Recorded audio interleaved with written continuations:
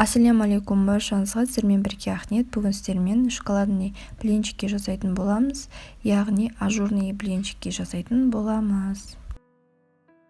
Ең алдымен жылы сүтімізді құйып алатын боламыз, және де қайнап тұрған суымызды құйып алатын боламыз. Екеуін кішкене араластырып жібереміз. Одан соң жұмыртқаларымызды салып алатын боламыз. Сосын сүтімізді, жұмыртқаларымызды жақсылап тұрып араластырып алатын боламыз. Келесі қантымызды саламыз. Егер де сіздер қатты тәтті болғанын қаласаңыздар, тағы да қоссаңыздар болады. Одан соң сұйық майымызды құятын боламыз. Сосын барлығын жақсылап тұрып араластыратын боламыз. Одан соң ұнымызды саламыз. Електен өткізілген болу керек міндетті түрде. Бірінші жарты ұнымызды салып алып араластырып алатын боламыз. Мінекей, жақсылап тұрып араластырып алатын боламыз. Іртік-іртік болып қалмау керек. Кішкене араластырып болғаннан соң келесі жарты ұнымызды салып, оны да жақсылап тұрып араластырып алатын боламыз. Келесі ас содасын қосамыз. Одан соң барлығын жақсылап тұрып, бір қалыпты сұйық мөлшерге келгенше араластыратын боламыз. Және де бізде блинчиктің ажурный болып шығуы осы ас содасына байланысты. Одан соң какаоымызды қосамыз.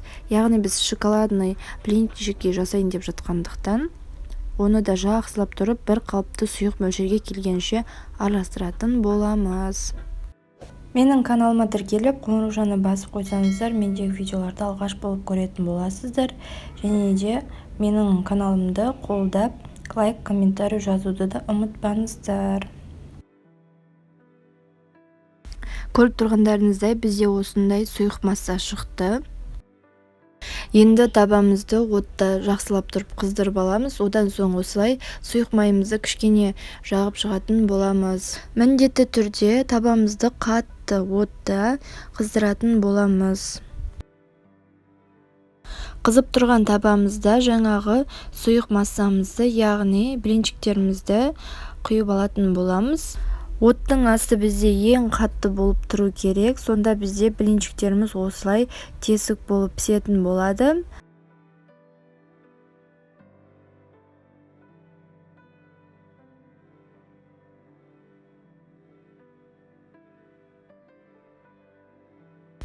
Блинчигіміз піскеннен соң лопатканың көмегімен немесе спашка, яғни ағаш таяқшалардың көмегімен жанын осылай көтеріп аламыз.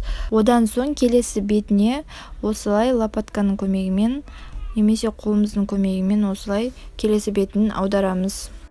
Блинчиктерімізді осылай жалғастырып пісіре беретін боламыз. Және де бір ескеретін жайт, жаңағы біз лопатканың және спашканың көмегімен ғана шет жақтарын ғана көтеретін боламыз.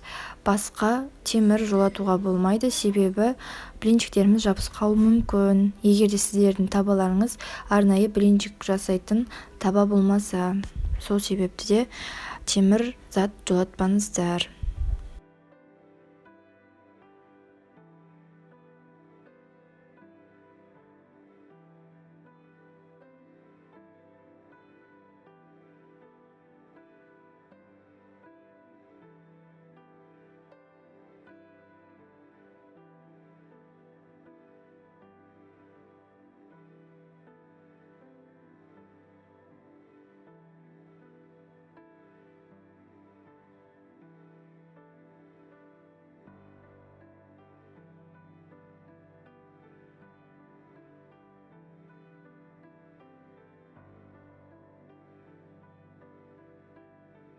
Мінекей блинчиктеріміздің барлығын пісіріп болдық. Бізде осындай болып шықты. Енді начинкасын дайындайтын боламыз. Творогымыздың үстіне қантымызды саламыз.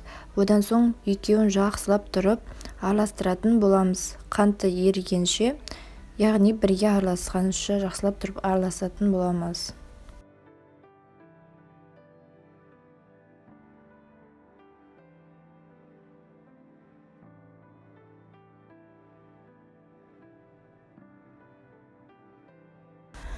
Мінекей араластырып болдық. Бізде осындай қоспа шығатын болады.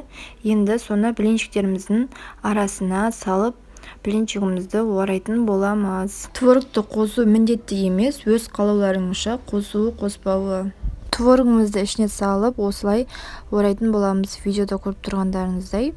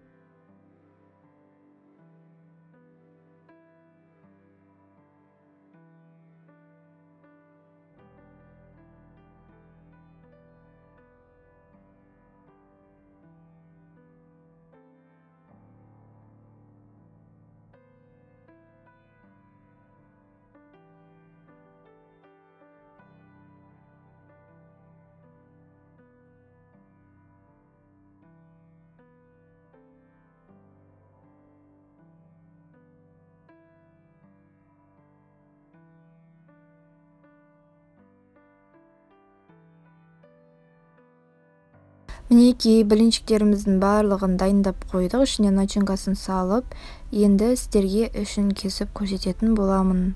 Творог қосылған блинчигіміз өте жұмсақ, балғын болып шыққан. Видеода көріп тұрғандарыңыздай творогпен күшті, дәмді болып шықты.